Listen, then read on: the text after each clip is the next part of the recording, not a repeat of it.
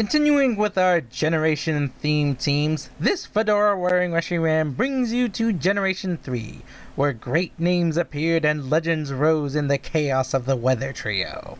I bring you a team that I like to call the Hopes of Hoenn lineup.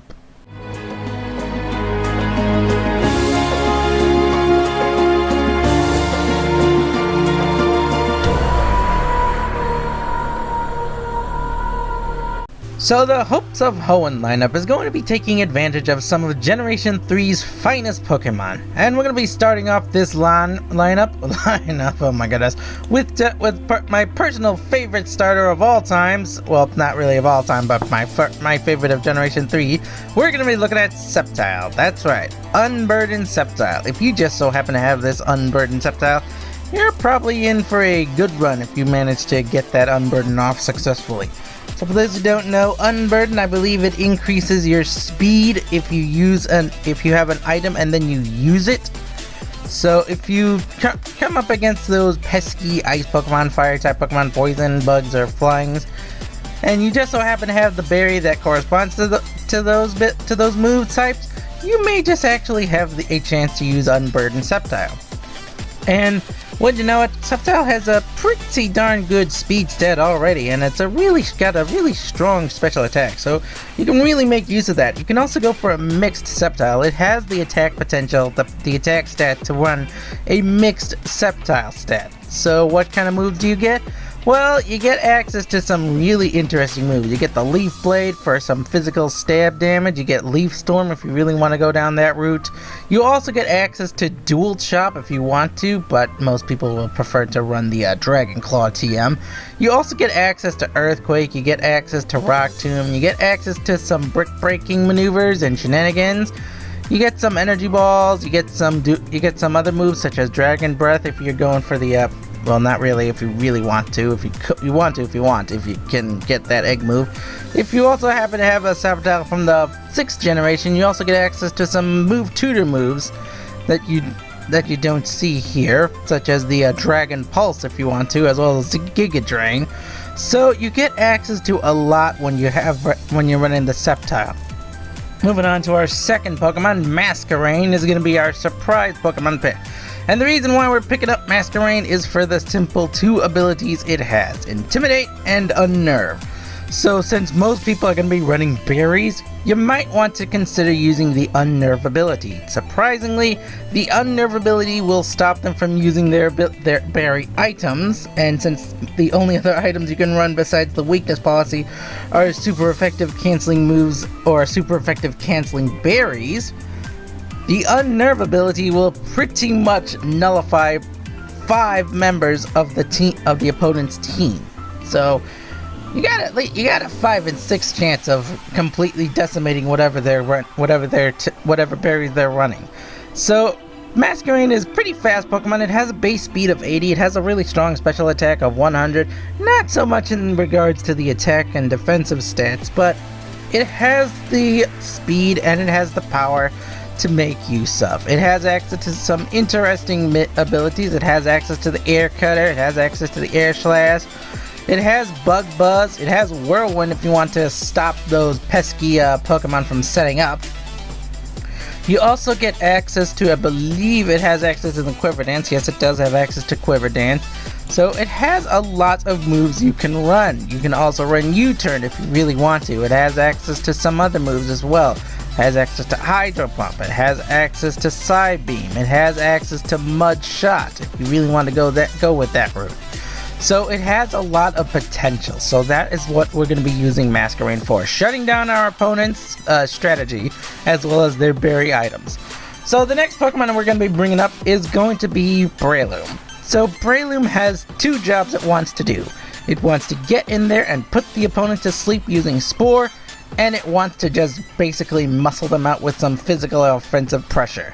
So Breloom's stats and Breloom's typing means it's not going to last very long in a heads-on fight.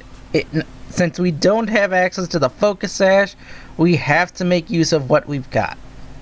So we can run the Technician if we want to, increase our base our base 60 powered attacking moves, and we also have access to the poison heal, which, you know, is not really going to help us out very much in this tournament, but we have access to the effect spore. So if an opponent is unfortunate enough to, you know, go for a physical attack against Breloom, don't know why I was saying Porygon, but if they try to physically attack Breloom's effect spore will probably give them either a paralysis, a sleep, or something along those lines.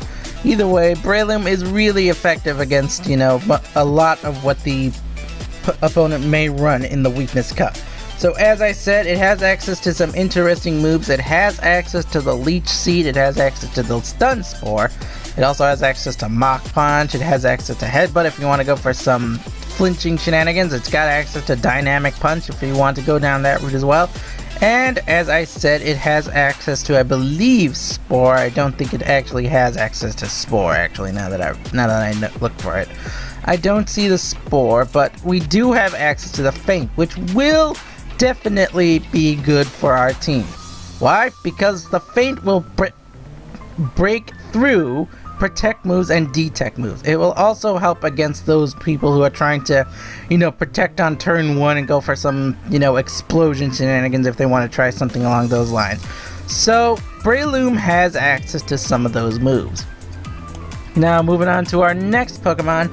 This is probably a Pokemon that people may run, and it's going to be very difficult to run, simply because of the Wonder Guard ability of Shedinja. That's right, we're looking at Shedinja, the Pokemon with only 1 health point. So it's only got 1 health point, but its Wonder Guard ability means it will only take damage from super effective hits, which means unless the opponent is running a Fire type, Flying type, Rock type, Ghost type, or Dark type, they are not going to be able to damage Shedinja at all. However, we don't really want to run the Shedinja because of its so many weaknesses that the opponent is going to run, especially all the Rock types and Dark types, and especially the Flying types.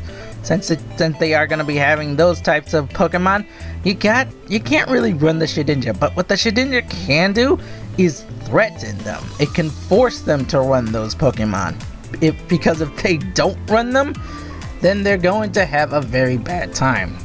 So that's what the Shedinja is for. You can set up with the Hone Claws, you can go for some Shadow Sneak shenanigans, basically using Wonder Guard to really threaten your opponent and force them to play the game you want them to. So moving on, we're going to be looking at Sharpedo. So this was a toss-up between Crawdaunt and Sharpedo, and I decided to go with Sharpedo because Sharpedo has speed boost.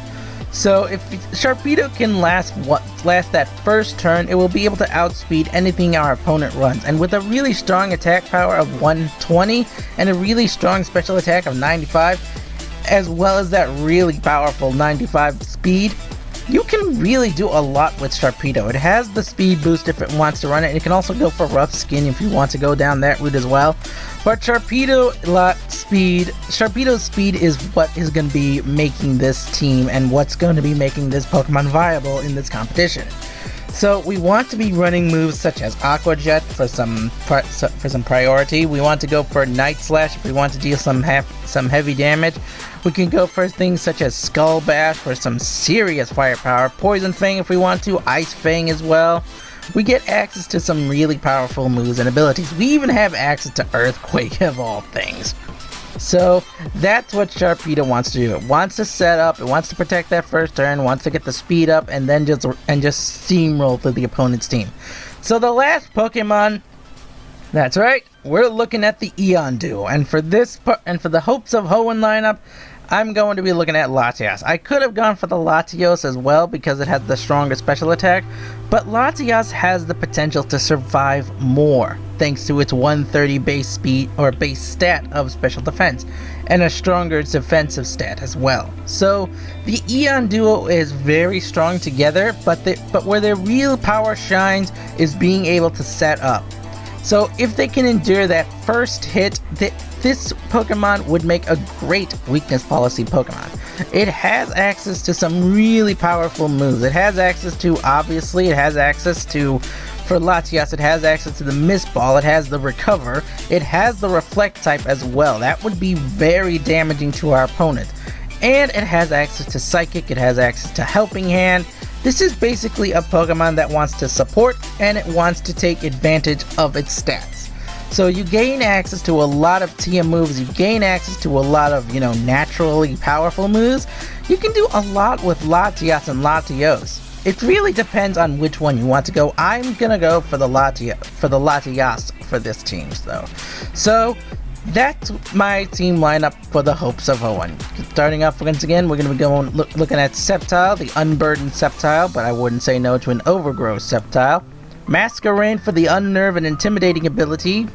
We can go for the Breloom for speed spores and for sheer physical pressure. We can also look at Shedinja just to mess with our opponent if we can. If we can throw them off their game plan, that is probably just as devastating as any team composition we can use. Sharpedo for speed and muscle. And finally Latias for setting up and dealing damage. So that's going to be my team composition. I hope you guys enjoyed this video and I thank you all for watching and I will see you all next time. Bye bye.